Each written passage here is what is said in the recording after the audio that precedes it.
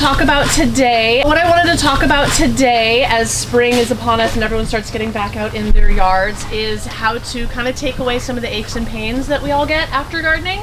I know that I do, especially with my back, so I kind of focused on how to protect your back with all the bending over and digging and all that. So I'll keep it short, but I did give you guys a little handout here on how to avoid some of the things. So one of the biggest things we do when we're gardening is we're bending down a lot, right? And then you're bending over, you're digging in your garden, you stand up and you're, oh my gosh, I did that for far too long, right? So some of the things that I wanted to touch on today with my handouts here is one of the worst things you can do while you're gardening is spend a lot of time bending over at the waist. So my pictures here are this lovely gentleman with his grandson probably gardening, right? So avoid bending over at the waist for long periods of time.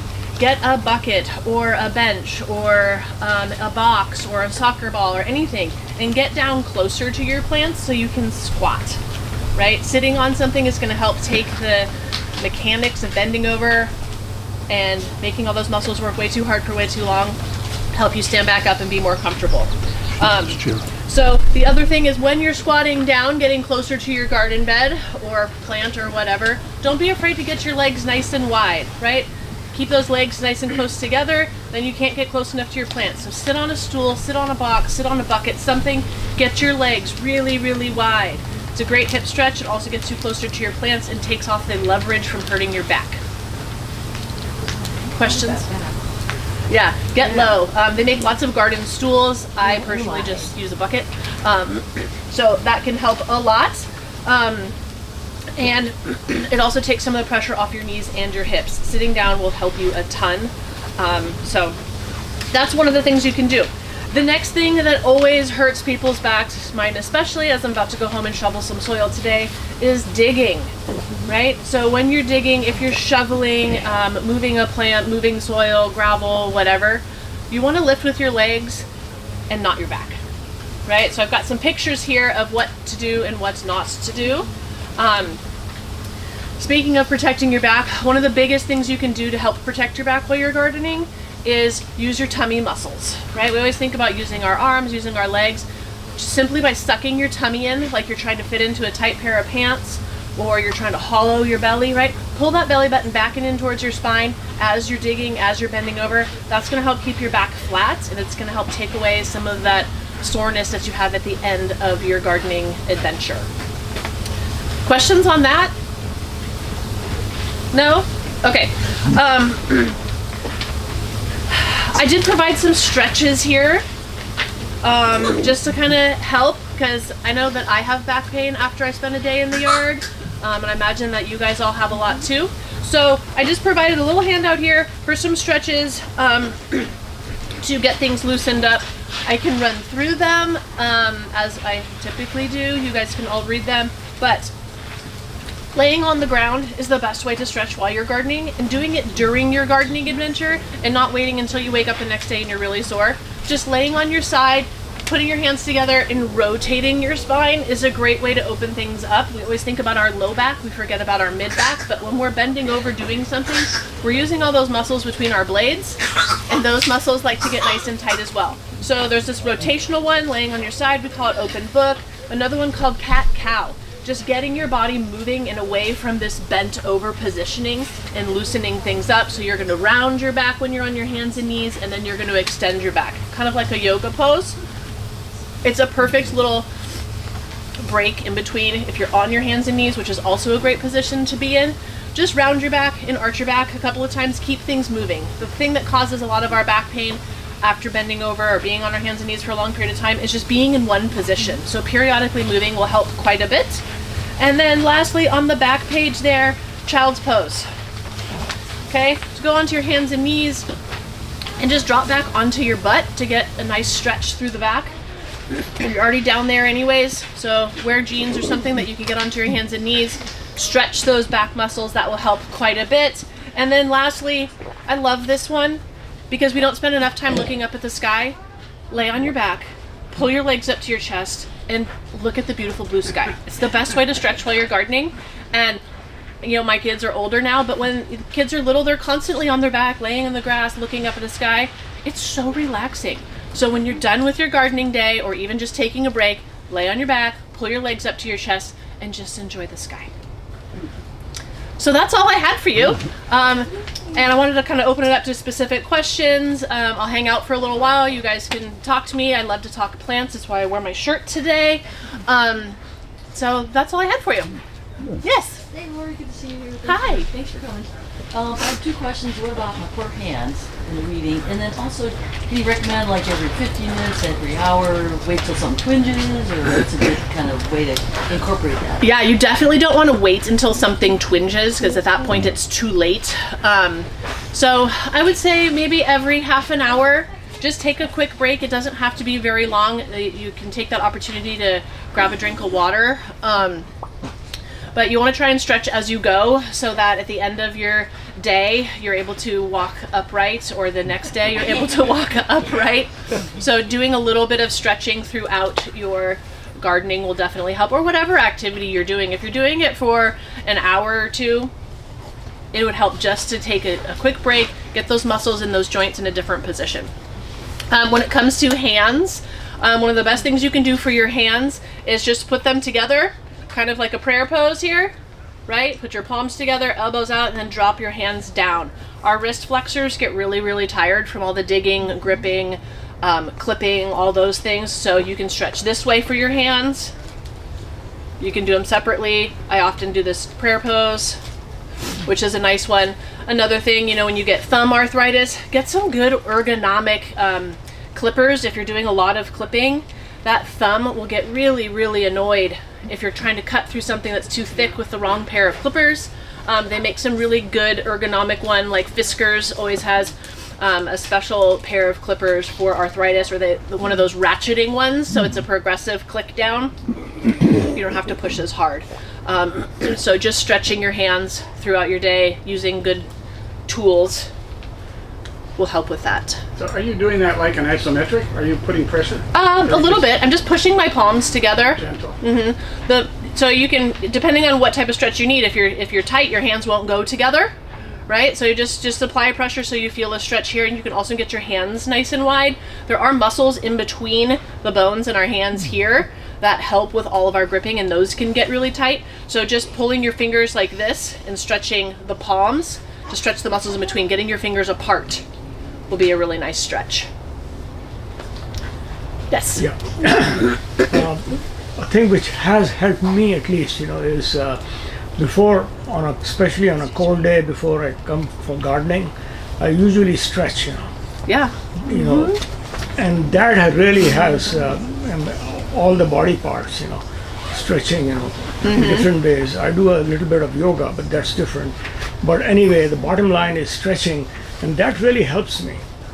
Yeah, it's great. I mean, depending on how vigorous your gardening is, it can definitely be a full body workout. So you would stretch before you exercised. So stretching before you garden is a great idea, especially because some of the positions you'll be in, whether you're using a shovel, you're really kicking your foot into the ground, you're using your arms. So stretching is great, a great warm up. Yeah. Yes. Do you have any advice or thoughts about cramping? Often Yes. it just seizes up. Yeah. So muscles cramp because they are tired, they're tight, or they're dehydrated. So make sure you're staying hydrated while you're gardening. And the best thing you can do for cramping muscles is stretch them. Take a break, stretch them, or if it's your hand, you can massage them. But they just get overworked, and when muscles' response to being overworked is, I'm just going to get tight and not let you do that anymore, and that's going to solve the problem. But stretching is the best thing for it. Yeah. Thank you. Mm-hmm. I get that a lot. Anyone else? Anything specific?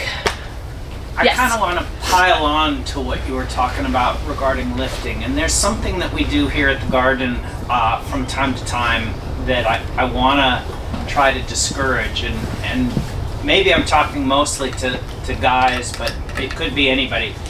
We bought some brand new, nice metal wheelbarrows, and they hold a lot of material. And if you're hauling peat moss, it's okay to fill up that wheelbarrow, but if you're hauling gravel, please don't. We've actually had to replace a tire and a bearing And I don't mind replacing a wheel on a wheelbarrow if it costs $30. I do mind that it's hurting your back more than the wheelbarrow. So listen to Lori carefully when she says that. And it's when we have a lot of people working on a project like graveling and whatnot, it's okay for us to have a few more people and a few more wheelbarrow trips instead of trying to solve it all in one. Don't I care mostly about your back, not the wheelbarrows. Yeah, so when it doesn't take much to lift wrong and irritate a back, especially if there's any sort of arthritis in your back, you may or may not feel it. We start having degenerative changes in our spine in our 30s, and it's just a matter of when it decides to show up.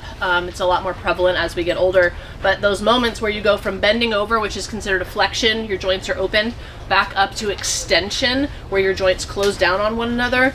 All it takes is one wrong move while you're picking something up to really aggravate that, and then it can last for a while. It takes a while for that to kind of put its little fire out. So when you're picking up something heavy like a wheelbarrow, try to lift with your legs as much as you can. Everyone always says that, lift with your legs, not your back, right? So getting your legs into it and then pulling your belly in. I encourage you guys all today when you're gardening, even just bending over, the mechanics of it, gravity wants to pull you to the ground, right? Mm-hmm. So you're using all of your back muscles to hold you up.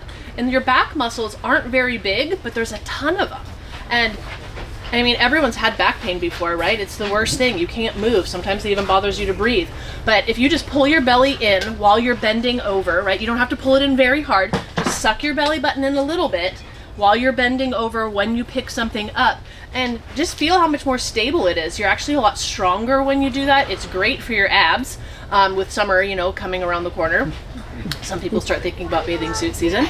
But that's one of the best things you can do is just pull your belly button in while you're lifting and or bending, and it's going to make a big difference. And not just with gardening, but everyday stuff. There's a lot of parents in here picking up babies, picking up grandkids, picking up a dog, laundry baskets, groceries. Just pull your belly button in just a little bit.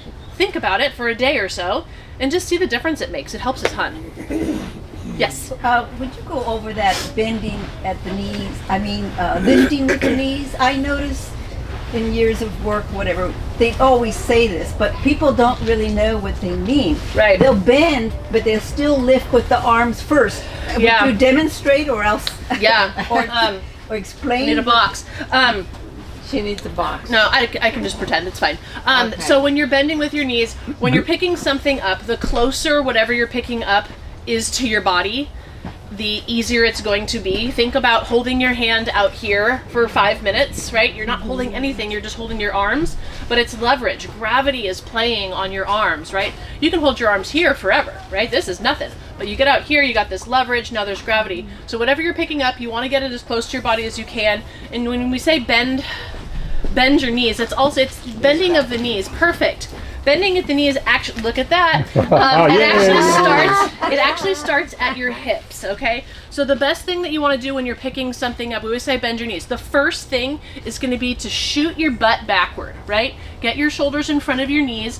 When you shoot your butt backward, your knees automatically bend. So when you're bending your knees and lifting with your legs, it's kind of a simultaneous. You're going to shoot your butt backward, and then you're just going to sit down like you're sitting in a chair, right? So here's our box. Perfect. It's a little heavy.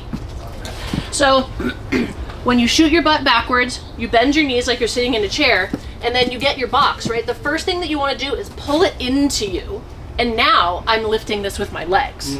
Okay? So a lot of people, as I put this down incorrectly, will do this, right? So you say, okay, here's this, and I'm standing up. I'm kind of lifting with my legs, but I'm using the back of my legs mostly. Yeah. When we're picking something up, we want to use those front muscles. We want to use our quads. So it's like you're going from a sitting position to a standing position. Kind of springing up.